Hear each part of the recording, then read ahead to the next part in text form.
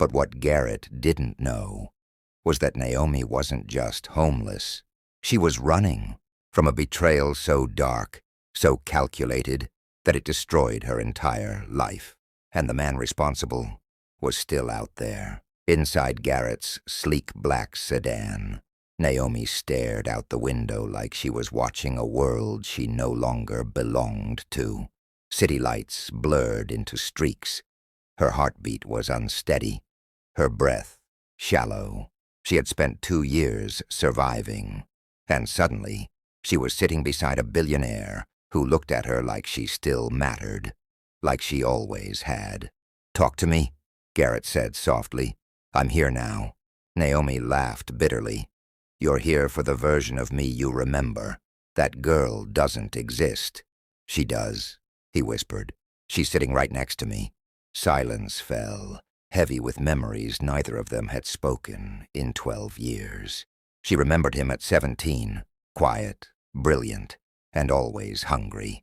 Not just for food, but for dignity, respect, a future. She remembered packing extra lunch because she knew he wouldn't eat otherwise. She remembered encouraging him when he doubted himself. What she never knew was that he loved her. "Garrett," she whispered, "why didn't you tell me?" "I was terrified. You were brilliant, beautiful, destined for greatness. And I was the poor kid who could barely afford textbooks." Naomi turned to him, eyes softening. "I never cared about that." "But I did," he admitted. "I wanted to become someone worthy of you."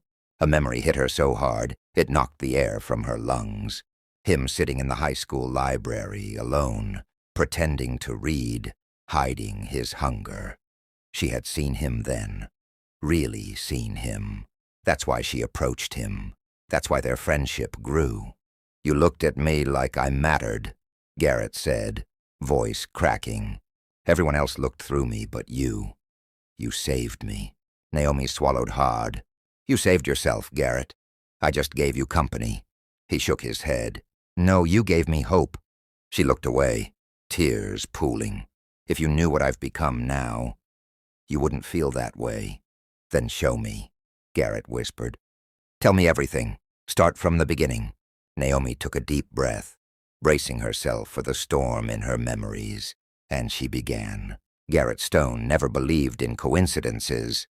Billionaires usually don't. Their lives move on calculations, planning, strategy, and certainty. But that night in Austin, something in the universe shifted. He didn't need to attend the final signing of the $300 million tech acquisition. His team could handle everything. But a strange restlessness, a pull he couldn't define, dragged him across the country. He wandered alone in November's cold air after the meetings, ditching his security team. He needed quiet, silence, meaning. Something was missing in his life. Something gaping and unspoken. It had been missing for 12 years. His footsteps led him to a small soup kitchen he had funded anonymously. He'd never visited it before. Maybe curiosity led him. Maybe fate held his hand. He stepped inside, met with warmth and the low murmur of survival, people fighting battles he'd only escaped through luck and ambition. He stood near the entrance observing quietly, when suddenly his breath froze. A woman sat alone in a corner, thin, fragile, hands wrapped around a bowl of soup like it was the last warmth she had left in the world. Something in the tilt of her head, the gentle curve of her cheekbone, the quiet dignity in her posture. His heart jolted violently. Naomi Clark. His Naomi. The black girl who once saw him when the whole world overlooked him. His first love. His only love. She lifted her head, and the moment their eyes met, the earth stopped spinning. Her spoon fell from her hand. Her eyes widened in horror. She stood abruptly, shaking, afraid. "No, you can't see me like this," she whispered. "You weren't supposed to find me." But Garrett took a step forward, voice steady and full of 12 years of longing. "I'm not leaving you again, Naomi. Not this time." Her walls crumbled, tears poured, grief, shame, love, all at once. "I'm nothing now, Garrett," she cried. "I have nothing left." "You're wrong." he whispered. I see the same girl who believed in me when I was nobody, and I'm still in love with you. She collapsed into his arms, and he held her like a man who had found a missing piece of his soul. And just like that, destiny rewrote itself. Naomi's voice trembled as she spoke. After college, I joined Donovan Partners, the best architectural firm in Seattle. I worked hard. I earned everything. And then I met Julian Harper. Garrett stiffened instantly. He was charming, wealthy, confident. He admired my ambition, or pretended to. I thought he was proud of me. But he wasn't. Garrett muttered. No, she whispered. He envied me. For 2 years, Julian played the role of the perfect partner. Supportive, loving, encouraging. Naomi believed she had found someone who valued her success, until her biggest project, Riverside Commons. It was my masterpiece, she said. 2 years of work, innovation, sustainability, everything I dreamed of. What happened? Garrett asked, though a dark suspicion already formed. The building collapsed. Garrett's jaw clenched. No fatalities, she continued, but the investigation found forged approvals, fake emails, altered blueprints, all under my name. You didn't sign those, Garrett said sharply. Of course not, Naomi cried, but the evidence was perfect, too perfect. Then the moment came, the moment that destroyed her. I confronted Julian. I asked him if he sabotaged my work. Garrett leaned in. What did he say? Naomi shivered. He smiled.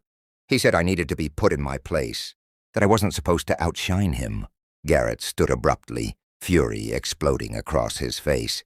That bastard. It gets worse, she whispered. Her voice grew smaller, more fragile. When the media destroyed me, when the firm fired me, when my license was suspended, Julian emptied our bank accounts, threw me out, and filed for divorce. She looked at Garrett, eyes hollow. I lost everything in one night. Garrett's hands shook with rage. You didn't deserve any of this, he said, voice low and deadly. And I will fix it. I swear I will. Back at the Four Seasons penthouse, Naomi stepped into the shower and let the hot water break her open. Dirt washed away. The cold left her bones, but the shame remained stubborn. When she emerged in a white robe, her curls damp, Garrett had prepared an entire feast for her. I didn't know what you liked anymore, he said quietly. So I got everything. She ate slowly, and Garrett watched her with a softness that made her chest ache. You don't need to take care of me, Naomi whispered. I want to, he said. She stared at him. This man who had built empires, who was feared in boardrooms, yet looked at her like she was the only thing in the room that mattered. I'm broken, Garrett. Then let me help you heal. She shook her head. I don't know how to start again. He reached across the table and took her hand. You start by not being alone. Her throat tightened. You loved me all these years. Garrett smiled sadly. I never stopped. Naomi's heart cracked open. Why didn't you tell me sooner? Because I thought you were happy, and I wanted you to have the life you deserved. Her tears flowed freely. What if I don't know how to love anymore? Garrett brushed a tear from her cheek. Then let me remind you, it was the gentlest promise she had ever heard. Morning sunlight spilled into the penthouse when Naomi woke. Warm, safe, rested for the first time in years. Garrett sat near the window, scrolling through files, jaw tight. What are you doing?